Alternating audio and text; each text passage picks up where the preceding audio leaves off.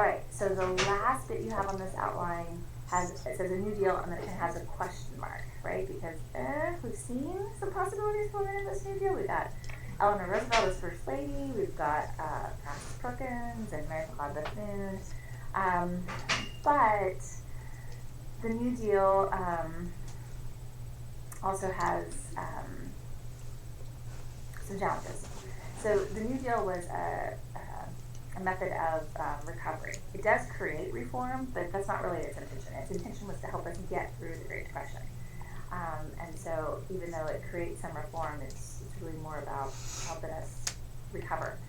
And so the first thing that you have on here, I put repatriation in quotation marks. This means a return to homeland. And I put it in quotation marks because this targeted people of Mexican descent. And as I noted in the lecture module, there's no way to indicate whether or not you're a United States citizen. You don't have Social Security has been created. Most people don't have driver's licenses, and most people don't even have a birth certificate. And so if you look like you could be from Mexico and you were in the Southwest, there was a campaign to return people to Mexico, and many of the people that were returned were people that were born in the United States.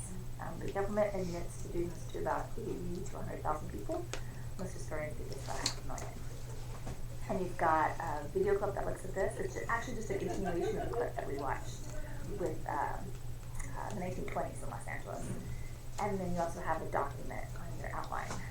And I'm struck by how similar the document on your outline, the story is to the story that the woman also tells in the film, even though they're different. It's two different women. And then the last bit here, I'm so excited that you get to actually see this film clip because I hadn't been able to find it on my copy. My DVD copy doesn't have subtitles, and the YouTube is not helpful.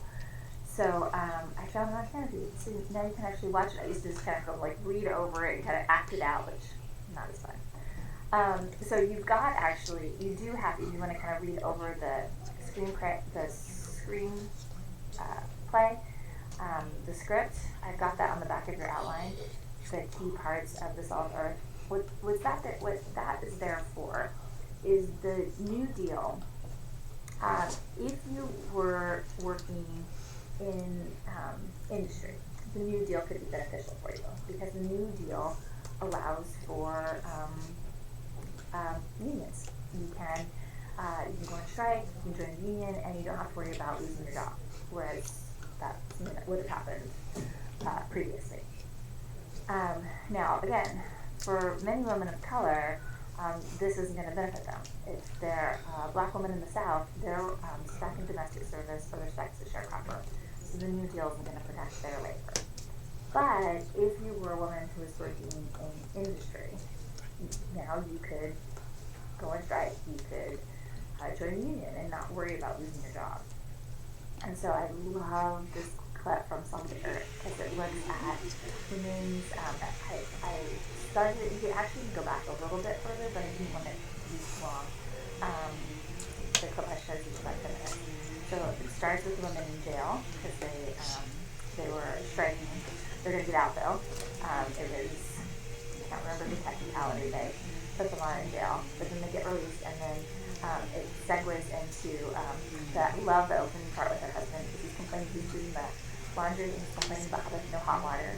And the women had been complaining about how there's no hot water for ever, and nobody's listening to them. But now that the men are, now the roles have reversed and the men are having to do the women's stuff, they're like, we need hot water. This is not acceptable. And then as you watch the clip, the last scene is the most iconic scene from this film, and just really, really powerful. When she goes to tell her husband that the way he's behaving is full of it, and that will never happen. So I'm excited that you get to see the clip. All right, if you have any questions, you can go to the discussion board. Take care. Most people make one terrible mistake when investing.